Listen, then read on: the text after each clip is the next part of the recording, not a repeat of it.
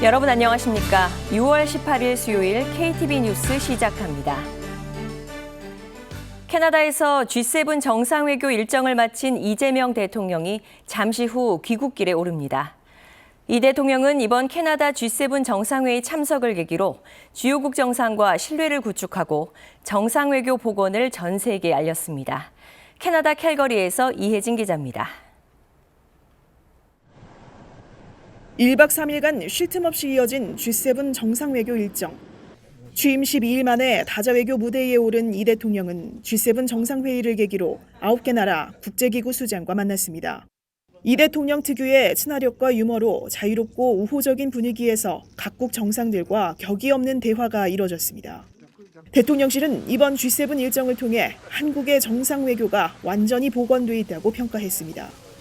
취임 열흘여 만에 국제사회를 선도하는 주요국 정상과 만나서 친분을 쌓고 정상 차원의 협력 강화 방안을 논의하면서 지난 6개월여간 멈춰있던 정상외교의 공백이 사라졌습니다.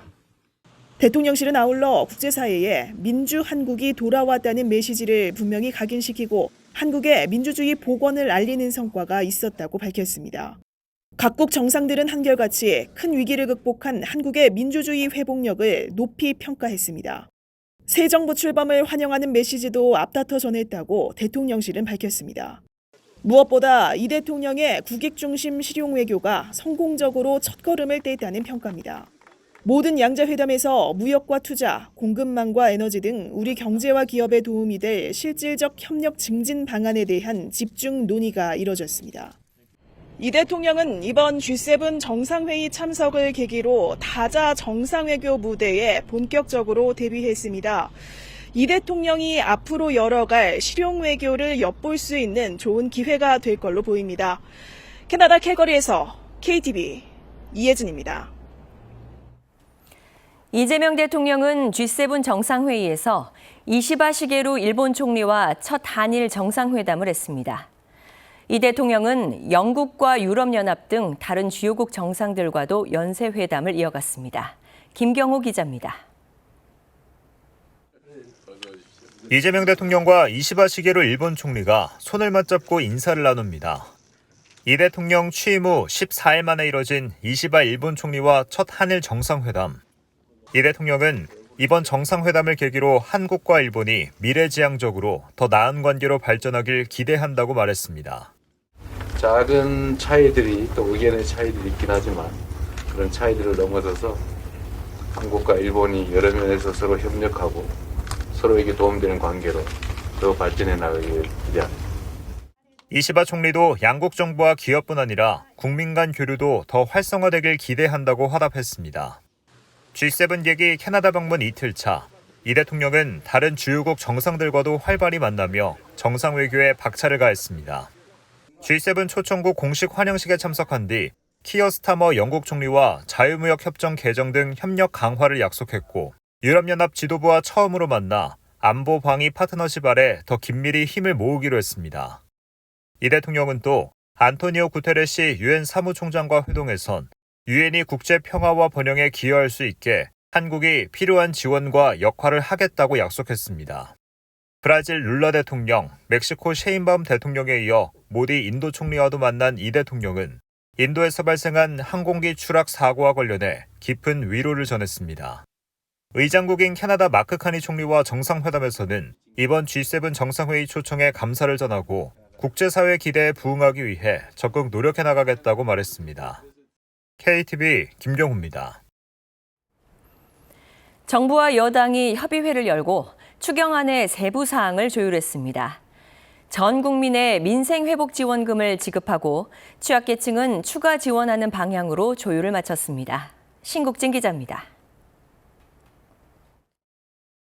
정부가 발표를 앞둔 2차 추경안의 세부 내용을 조율하기 위해 여당과 실무회의를 가졌습니다.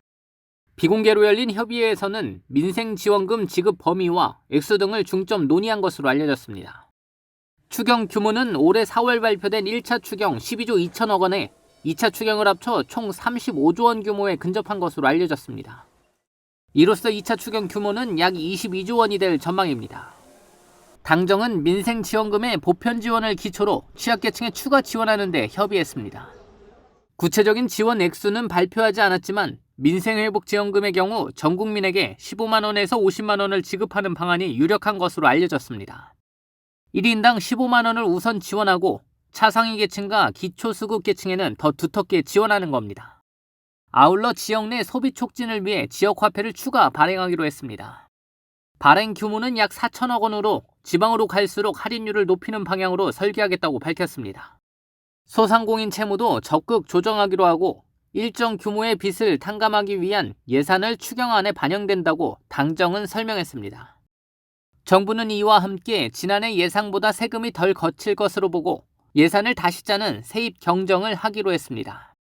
한편 2차 추경안은 오는 19일 국무회의에 상정될 예정입니다. KTV 신국진입니다. 국정기획위원회가 오늘부터 사흘간 정부 부처별 업무 보고를 게시한 가운데 첫날은 기획재정부와 중소벤처기업부로부터 업무 보고를 받습니다. 이한주 국정기획위원장은 최근 경제 상황이 좋지 않다며 이제는 우리나라가 기술을 주도해 진짜 성장 기반을 가지고 나아가야 한다고 말했습니다. 또한 업종별 규모별로 성장 격차가 크다며 특히 중소기업이 어떻게 하면 지금보다 나아질 수 있을지 고민해야 한다고 강조했습니다. KTV 뉴스를 마칩니다. 저희는 내일도 국정 소식을 한 걸음 더 빠르게 전해드리겠습니다. 함께해 주신 여러분 고맙습니다.